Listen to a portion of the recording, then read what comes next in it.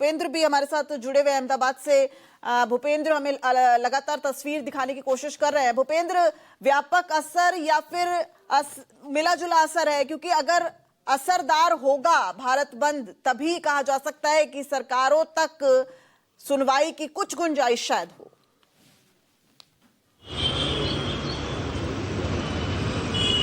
बिल्कुल, असर कितना है ये इन्हीं लोगों से जानने की कोशिश करते हैं। सर, जैसा कि अभी आपसे बात हो रही थी मेरी, जितनी भी नेशनलाइज्ड बैंक हैं वो तो खैर इसमें शामिल है, लेकिन जो प्राइवेट बैंक हैं वो खुले हुए हैं। आपने ये भी बताया कि जो बैंकिंग स्टाफ है, इन हाउस स्टाफ जो है वो भी काम कर रहे हैं। तो क्या लगता है ये इम्पैक्टफुल रहेगी आपकी ये हड़ताल? 100% रहेगी, क्योंकि बहुत सारी बैंकें हैं जो ऑफिसर एसोसिएशन हमारे को मोरल सपोर्ट दिया है, वो लोग कोई क्लरिकल काम नहीं करते हैं। नॉट ओनली दैट, सारे कैश बंद है।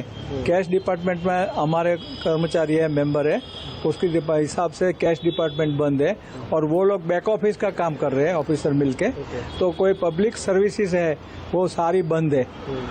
वो लोग का इतना है कि वो लोग स्ट्राइक पे नहीं है तो पगार नहीं कटवाएंगे और हमारा लोग का पगार कटेगा। हम स्ट्राइक पे हैं। आप स्ट्राइक पे हैं। और भी लोग हैं, जैसे कि आप लोग सैलरी कट करवा के और उसके बाद आप लोग जुड़े हुए हैं, तो आपको क्या लगता है कि आपके इस हड़ताल में उतरने का या सैलरी कट होने का कुछ असर होगा या फिर आप लोगों ऐसा ही मेहनत बेकार जाएगी? नहीं, मेहनत कभी बेकार नहीं जाती है और हमारा तो हमेशा नारा रहा है कि शौक नहीं मजबूरी है, ये हड़ताल जरूरी है।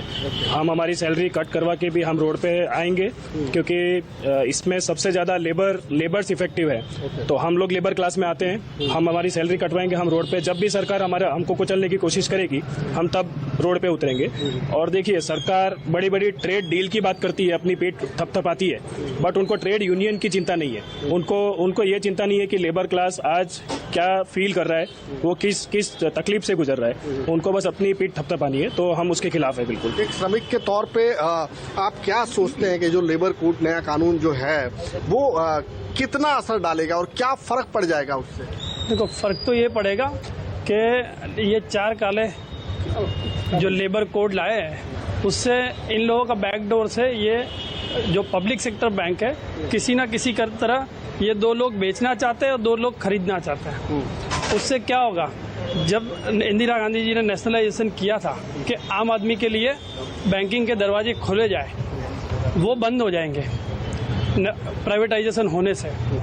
तो हम उनके लिए भी ये लड़ाई लड़ रहे हैं। और दूसरी बात, इस बैंकों में, पब्लिक सेक्टर बैंकों में पब्लिक का जो पैसा है और ये जो बड़े बड़े पूंजीपतियों को लोन देकर माफ किया गया है, उसकी रिकवरी के लिए भी हमारी बहुत बड़ी डिमांड है और हम उसके लिए भी रास्ते पे आए हुए हैं। आपको क्या लगता है, ये सिर्फ वर्किंग आवर बढ़ाने की बात नहीं है, जैसा कि ये बता रहे हैं कि इसको प्राइवेटाइजेशन करने की बात है, आप उसके खिलाफ हड़ताल पे? प्राइवेटाइजेशन वाला मुद्दा इसके अंदर हमने एड ऑन किया हुआ है। एक्चुअली हमारा लेबर के लिए ही है पर्टिकुलर्स।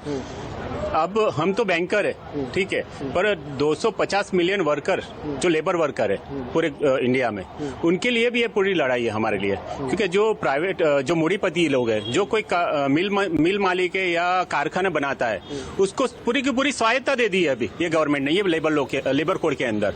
पहले 20 इंसान होते तो उसको भी लेबर कमिश्नर की परमिशन लेनी होती थी कुछ बंद करने के लिए, कि मैं आज से कल से मैं अपना कारोबार पूरा बंद कर रहा हूँ। बट अभी ऐसा लेबर कोड के अंदर इन्होंने चेंजेस किया है कि 300 मेंबर होते हुए भी वो पूरी की पूरी स्वायत्ता। ओके भूपेंद्र, रोकना पड़ेगा, समय की कमी है। बहुत शुक्रिया भूपेंद्र आपका, और आपका भी अमिताभ, पूरी तस्वीर दिखाने के लिए। तो बेशक भारत अमेरिका के साथ ऐतिहासिक डील कर ले, लेकिन आज वो श्रमिक, वो कामगार जो सड़कों पर है अपने अधिकारों के संरक्षण के लिए लड़ाई लड़ रहा है, तो फिर कौन सी ऐतिहासिक डील, ये बड़ा सवाल उठता है।